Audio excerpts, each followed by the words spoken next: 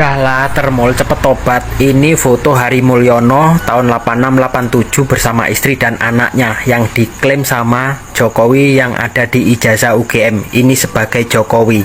Bahkan ada di surat nikah Jokowi. Sekarang, mari kita bandingkan kedua salinan ijazah Jokowi tersebut.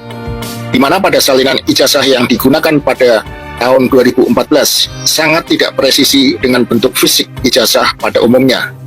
Coba kita perhatikan salinan ijazah yang dimaksud dengan salinan ijazah yang digunakan pada pencalonan presiden tahun 2019.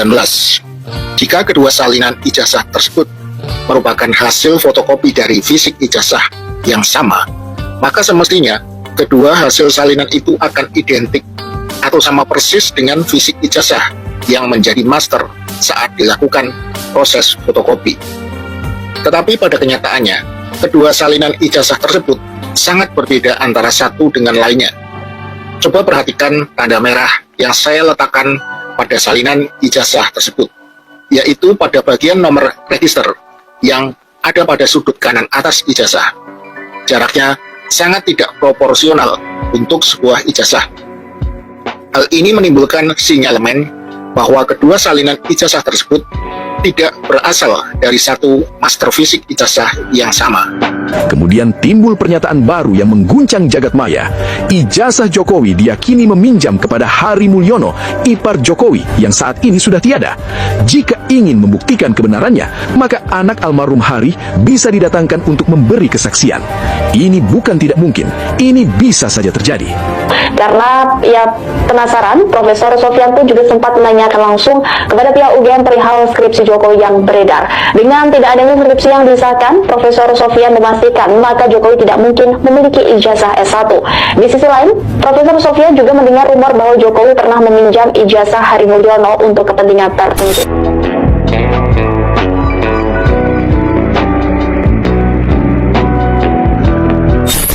Dia pinjam ijazahnya Hari Mulyono ini. Almarhum Jokowi Hari Mulyono meninggal tahun 2018 kan. Iya, iya. Dan itu dipinjam dari Juliani itu. Maka dikasihlah suami ketua MK itu. Usman. Iya. Nah, kemudian ijazah ini yang dipalsuin juga saya dibawa ke Jalan Pramuka untuk dirubah. Jadi itu kejahatan besar itu.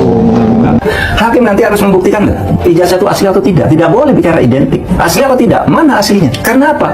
Kan ini persoalannya. Intinya tuh ijazah ini asli atau palsu. Nah sekarang yang sering dikatakan itu keliru-keliru juga. Siapa yang mendalilkan dia harus membuktikan. Ya, selama ini kita dengarkan begitu. Itu dalil dalam hukum perdata. Oke. Tapi di dalam hukum pidana juga ada bisa dipakai, tapi juga yang sebaliknya. Siapa yang mendalilkan harus membuktikan. Kalau yang mendalilkan membuktikan, yang dituduh itu harus membuktikan yang sebaliknya. Artinya harus membuktikan keasliannya. Misalnya, nih itu palsu, indikasinya ini fotokopian gini. Nah kalau gitu mana dong aslinya? Tunjukkan. Ya harus ditunjukkan dong. Siapa yang dituduh balik, ya harus membuktikan. Jadi itu di dalam hukum pidana kan begitu. Beban pembuktian.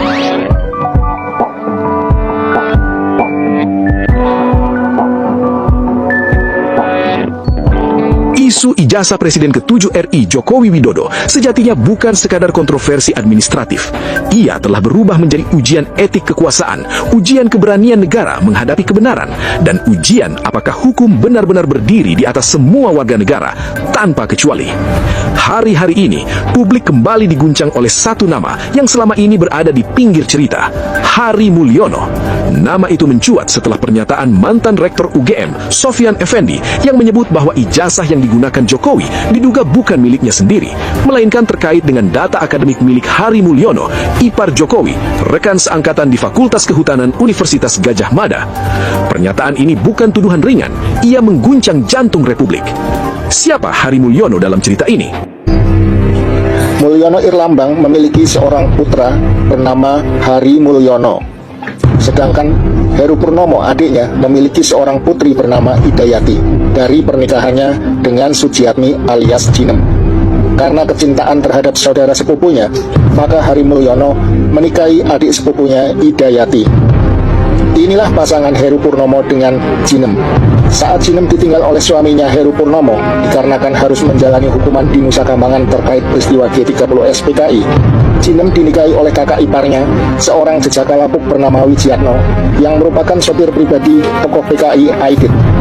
Kedekatan Wijiatno dengan Aidit membuat Wijiatno dipercaya menjaga agen dari Cina yang sekaligus lady escortnya bernama Yip Maiwa. Pada suatu ketika, Yip Maiwa menjalin hubungan terlarang dengan Mulyono Irlambang. Dari hubungan tersebut terakhirlah seorang anak lelaki yang bernama Joko Widodo.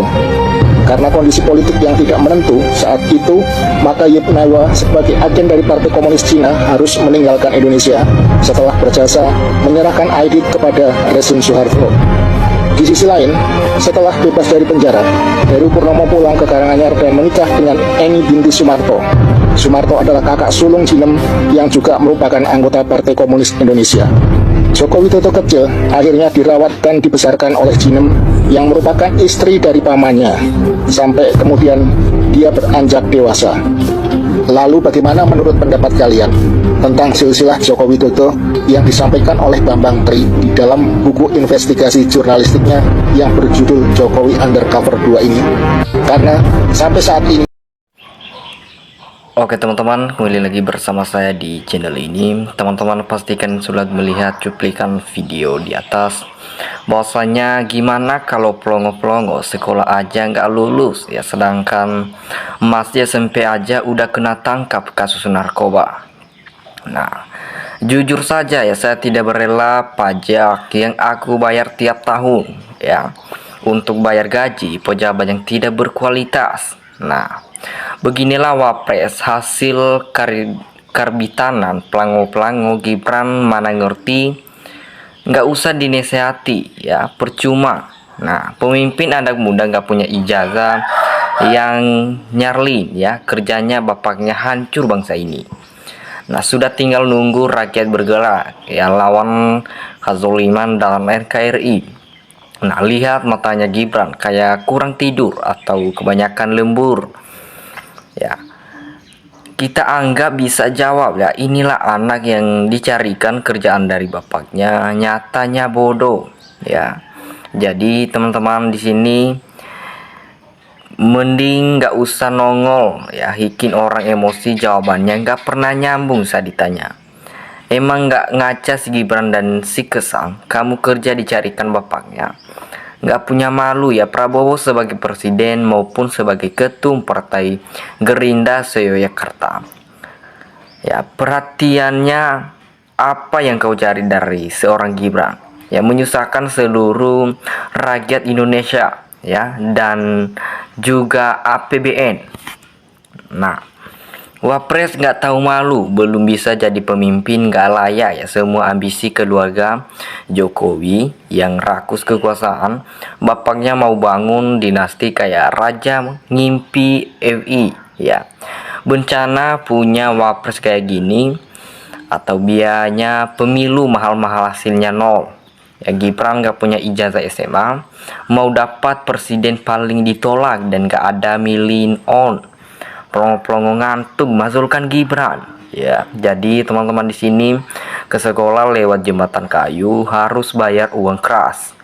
Nah, harus bayar itulah, padahal sekolah ngeri negeri, seragam banyak, wapres bodoh nggak tahu situasi. Nah, sadarlah rakyat bahwa sekali bohong pasti terus-menerus bohongnya. Inilah sudah tabiat atau betul di Indonesia yang menjadi pejabat nol pengetahuan, tapi sayangnya orang-orang jenius malah lari ke luar negeri memajukan negeri orang ya. Mereka tidak melihat negeri mereka. Nah, kasihan ya anak bangsa yang cerdas, pinter, mau maju tapi nggak punya uang dan beki. Ya, bodoh pun kalau punya uang dan beki bisa jadi pejabatnya. Ya, anak-anak Jokowi nggak bakal malu. Ya, Gibran dan Kaisang makan gede. Nah, ayo adakan lomba-lomba bentuk kayak cerdas cermat tahun 1080. Gitu lawannya Gibran, biar lawan anak-anak SMP, SMA, biar kita bisa nilai bareng-bareng ya kepastian Gibran.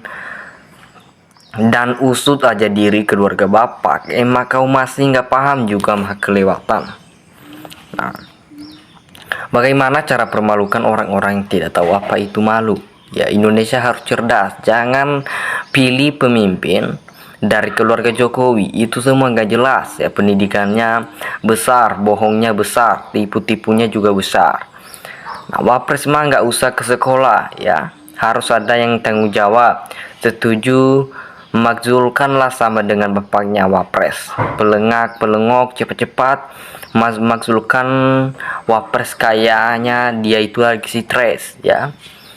Nah, anak tersayang pasti nakal, malas belajar, ya. Uang selalu numpuknya, kasih seluruh sekolah membolos, nyabu bagaimana lulus SMA, pasti tidak punya ijazah. Kan ketemu kata rakyat banyak Gibran. Nah, itu hebat. Kalau suruh mundur ya nabrak tembok lah, ya gimana. Nah, Gibran jadi Wapres karena bapaknya banyak uang, ya, uang pajak rakyat, tidak punya ijazah SMA, dan banyak uang pajak rakyat, tidak punya ijazah SMA, disuruh belajar LA, ya. Nah, capek deh kalau ngomongin Gibran, mana anggota dewan, kamu duduk aja di ruang AC, dengerin rakyat yang teriak-teriak, ya. Nah, uang pajak yang gak ikhlas untuk ngasih ke Gibran, ya harusnya Gibran dan Kaisang malu, ya, kasus orang tuanya gak kelar-kelar dengan kasus ijazahnya. Nah, pelajari dan datangi ke pelosok desa dan kampung supaya mengetahui apa yang perlu diupayakan untuk perbaikan anak bangsa dan negeri ini. Ya, semoga sebelum menjadi pemimpin lebih baik belajar supaya punya pengalaman di bidang ya, keserakahan, ketakutan, dan proses hukum atas masalah yang diperbuat pangkal dari semuanya. Ya, jawabannya orang nyambung bikin malu, kakak adik sama aja amit-amit, ya. Bahkan Termul yang masih memuja-muja Wiwi nggak ngerti apa itu nepotisme, ya. Jadi ya lebih baik si Gibran mundur, lebih terhormat daripada dimakzulkan. Tunggu sampai 5 tahun lagi, selesaikan dulu sekolahnya. Ya, kami sebagai warga negara punya Wapres yang pelongo-pelongo, nggak bisa apa-apa, sejali lagi mundur kau Gibran, ya. Wapres Gibran mundur saja, ya, itu lebih bagus, ya. Percuma ngomong sama orang goblok. Saya tidak butuh pemimpin tidak punya SDM, ngaco karena titipan orang tua, goblok, ya. Jadi negara besar dipimpin tidak punya ilmu tata pemerintahan negara, sungguh merusak tantangan bangsa. Orang celili kayak orang tolol, ya. Rakyat memilih benar, cuman yang merusak tatanan oknum elit sama penguasa yang merubah skenario. Udah dikondisikan satu pintu jadi rakyat. Nah, memilih itu hanya formalitas yang menutupi Presiden Prabowo sangat paham dan tahu kondisi politik sekarang. Nah, teman-teman anak bodoh semua, kalau bapaknya yang punya malu, ya, sampai jadi maling untuk modal mana bisa jadi apa-apa. Nah, pimpinan tertinggi ikut-ikutan, ya. Termul masih membagi penuh korupsi dan biasa 1 sampai ke anak 20% selebihnya untuk korupsi. Nah, inilah yang namanya kebalik-balik, ya. Banyak memenuhi yang pintar, mulai Jokowi dan Gibran jadi pemimpin. Aneh, ya. Nivelkan Jokowi, makzulkan Gibran, dan kembalikan isi Undang-Undang Dasar 1945 secara murni seperti sediakan, karena seringnya dirubah, maka inilah akibatnya Undang-Undang Dasar sekarang. Ya, tidak lagi berpihak kepada rakyat, tapi lebih menguntungkan kepada penguasa. Contoh dulu, Presiden adalah mendataris MPR, kami dirubah, disejajarkan, maka Presiden gak mau MPR, ya, tidak punya ketakutan untuk menekan Presiden. Nah, teman-teman, secepatnya Gibran dan Kaseng dimakzulkan saja, ya. Wah, wakil presiden terburuk di Indonesia dari sejak zaman setelah merdeka sampai sekarang, era reformasi. Nah, teman-teman dimanapun kalian berada, kasih tanggapan kalian di dalam komentar. Salam NKRI.